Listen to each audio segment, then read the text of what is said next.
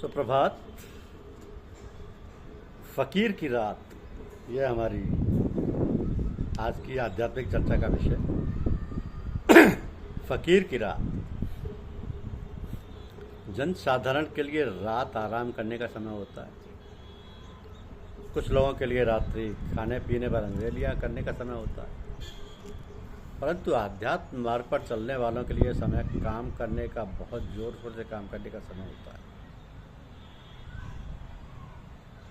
साफ फरमाते हैं कि फ़कीर की रात भी दिन होता है और दिन तो दिन है ही। भगवान श्री कृष्ण ने गीता के माध्यम से अपने भक्त अर्जुन से कहा कि या निशा सर्वभूतानां तस्याम जागृति संयमी, यस्याम जागृति भूतानि सा निशा पश्यतो मुने।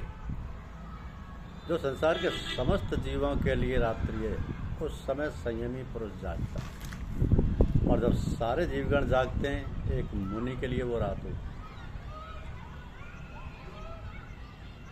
इसके दो अर्थ किए जाते हैं।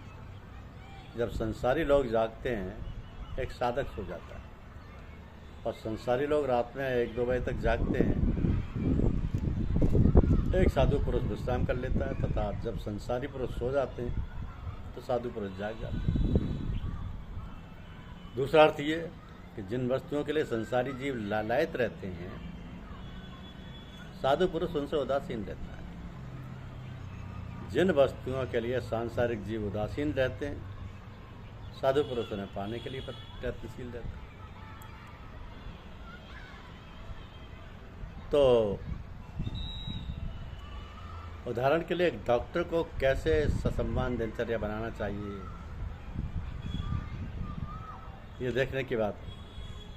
एक डॉक्टर का डिनर यानी रात्रि भोज के समय 10 बजे के बाद होता है।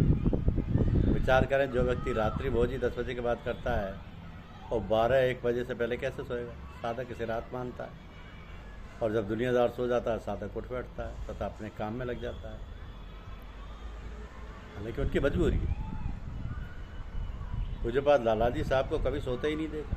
अक्सर रात बिरात फतेहगढ़ आया करते थे, उन्हें लालाजी महाराज हमेशा जागते मिलते थे। एक साधक लालाजी के पास जाते थे, उन्होंने लालाजी साहब को कभी सोते ही नहीं देखा। वे जब भी रात बिरात फतेहगढ़ जाया करते थे, लालाजी साहब महाराज हमेशा जागते मिलते थे। पूज्यपाद चचा जी साहब श्रीमान राणा जी साहब के प्रति श्रद्धांजलि लेख में लिखा था कि भगवान एक साधु को सब कुछ बता देता है, परंतु समय कम देता है। वो सोए कैसे जब तक कि उसका काम न पूरा हो।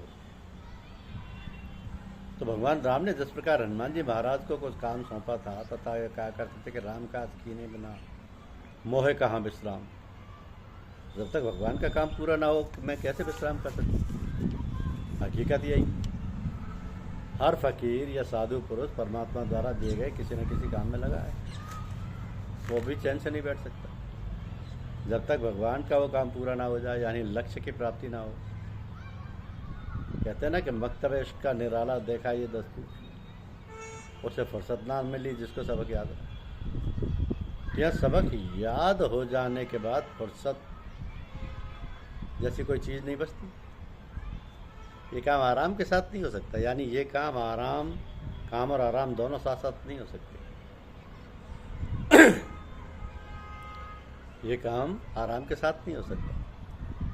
रात्रि का समय साधकों और सद्गुरुजनों के लिए बहुत ही महत्वपूर्ण होता है, जिसमें वे अपना बहुत सा काम निर्विघ्न पूरा कर लेते हैं। तो साधकगण जो इधर जल्दी सो जाते हैं, ब्रह्म मुहूर्त में जागने पर वे थकान रहित हो जाते हैं। दिन में बहुत से कामकाज, बिजली का बिल जमा कराना है, मुकदमे की तारीखें, इन पत्रों से भी बचे रहते हैं।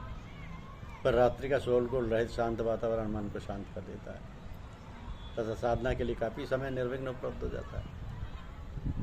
अब बहुत सी साधनाएं केवल रात में ही की जाती हैं। बहुत से महात्माओं को रात में ज्ञान प्राप्त हुआ है, ऐसी बहुत सी घटना है। सद्गुरुजन भी इस समय का बेसब्री से इंतजार करते हैं, क्योंकि उनका बहुत सा काम रात में ही होता है। संतमत में जुबानी हिदायत देने का सिलसिला ना के बराबर है। अब आपसे आपके गुरुदेव नहीं कहेंगे कि भाई झूठ मत बोला करो। अब अपनी तवज्जो से आपके अंदर ख्याल पैदा कर देंगे कि झूठ नहीं बोलना चाहिए। उससे आपके चरित्र में स्थायी परिवर्तन आएगा। आप झूठ बोलना स्वेच्छा से छोड़ देंगे। परंतु ऐसा करने में सदगुरुओं की मेहनत बहुत करनी पड़ती है तथा समय भी बहुत लगता है। एक गुरुमा ने बताया कि एक एक साधक के लिए बहुत मेहनत करनी पड़ती है तथा बहुत समय देना होता है और तवज्जो और समय दी जा सकती है, परंतु उसकी तरफ रुजू हुआ जा रहा है। वह भी उसे स्वीकार करने की स्थिति में हो, यानी शांत हो। यह स्थिति रात के समय में ही सुलभ होती है। इसलिए आध्यात्मिक जगत में रात का विशेष महत्व है। गुरुजन सारी रात जाग जाग कर निकाल देते हैं। रात में आरामदेह गद्दे पर लेटना सोना सबको अच्छा लगता है, परंतु धन्य है गुरुजन जो हमारे उत्थान के लिए उस आराम को रात मार देते हैं। मुझको नहीं शौक कि मैं जागूं रात भर, कोई मस्त नाद जगाए तो मैं क्या करूं। कोई मस्त नाद जगाए तो मैं क्या करूं। अब ये जो पिंड शरीर में जो शब्द है वो वर्णात्मक शब्द है, ध्वन्यात्मक नहीं। और काल माया का शब्द है। शब्द एवं प्रकाश काल रूप स्वयं नहीं प्रकट कर सकता। दयाल पुरुष यानी सतगुरु की दया से ही काल पुरुष को शब्द एवं प्रकाश वरदान रूप में प्राप्त हुआ। काल पुरुष ने उसे शब्द एवं प्रकाश के मूल रूप को विकृत कर दिया, उसे 7 आवरणों में छुपा रखा। तदुपरांत उसने अपनी ओर से विजातीय तत्वों को मिलाया। अब सत्य में असत का घोल मिला दिया। मनुष्य के पार ब्रह्मांड शरीर में केवल सत्य है। वहाँ न काल पुरुष है न काल पुरुष का महाजंजाल। काल पुरुष ने ब्रह्मांड शरीर की रचना की और मानव को अपने जंजाल में फंसाकर अपनी पूजा कराई।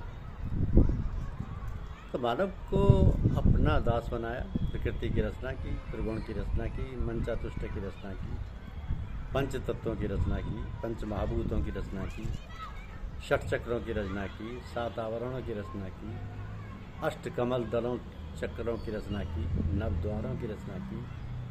मानव को माया में फंसाकर दानव कर दिया। आवागमन यानी जन्म मरण का दुष्चक्र जारी किया। सुख की मृग तृष्णा में मनुष्य बुरी तरह जकड़ गया। और तो और काल ने धर्म में भी अपनी सूक्ष्म पैठ कर रखी।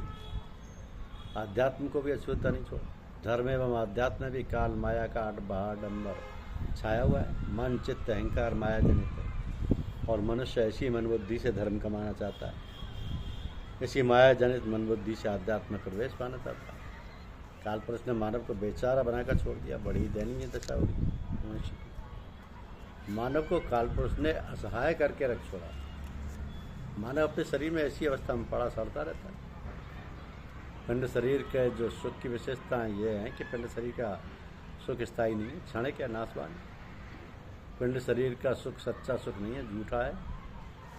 झूठे सुख को सुख कहे, मानत है मनमोद। जगत चवै ना काल का, कुछ मुख में कुछ बोध। तो झूठे सुख को मनुष्य ने सच्चा सुख मान लिया। ये सारा जगत काल का भोजन है। पिंड शरीर का सुख दुख से न था वो था हुआ है, अलग नहीं है। जो सुख भोगेगा वो दुख भी भोगेगा। सुख दुख के अनुपात में सुख का में दुख ही ज़्यादा है। सुख दुख का नक्शा यही बताता है। मनुष्य की इंद्रियां बुढ़ापे में कमज़ोर हो जाती हैं, थक जाती हैं, काम नहीं करती हैं। मगर मन न बूढ़ा होता है न थकता है। न बूढ़ा होता है न थकता है। और मनुष्य जीवन मिला है भगवान की दया कृपा से। केवल मनुष्य जीवन ही नहीं, साथ में सारी सुख सुविधाएं, धन संपत्ति, स्त्री पुत्र आदि जीवन को सरल सुंदर सुखदायी बनाने में सहायक है। तो और सुंदर बात है कि सत्संग मिला है। ऐसा सत्संग नहीं, आध्यात्मिक सत्संग जिसके प्राप्त होने से जीवन सत्यम शिवम सुंदरम बनकर मनुष्य भगवान की गोद में जा विराजता है। और जो मनुष्य जीवन का सच्चा ध्येय है उसे प्राप्त कर सदा सर्वदा के लिए कृतकृत्य हो जाता है। तो ऐसा मनुष्य जीवन पाकर और उससे सुंदर शुभ अवसर पाकर यदि हमने अपने आप को ईश्वर में विमुख रखा, उदासीन रखा और जीवन का जो ध्येय लक्ष्य उसे प्राप्त करने में अपनी जान की बाजी नहीं लगा दी तो फिर पछताना पड़ेगा। गुरुदेव कृपा कर रहे हैं। फकीर रात रात भर जाग कर के सेवा कर रहे हैं, हमारे चक्रों को जागृत कर रहे हैं, हमारे शब्द को जगा रहे हैं, हम पर इतनी मेहनत कर रहे हैं, हमें तपा रहे हैं। तो हमें भी सदैव गुरुमुख रहना चाहिए। गुरुदेव की तरफ सदैव ध्यान देना चाहिए। उनकी जब भी शक्तिपात और आत्मधार आ रही हो तो वह पलट न जाए। तो सदैव गुरुमुख रहना चाहिए। ईश्वर की प्राप्ति का सबसे सरल तरीका।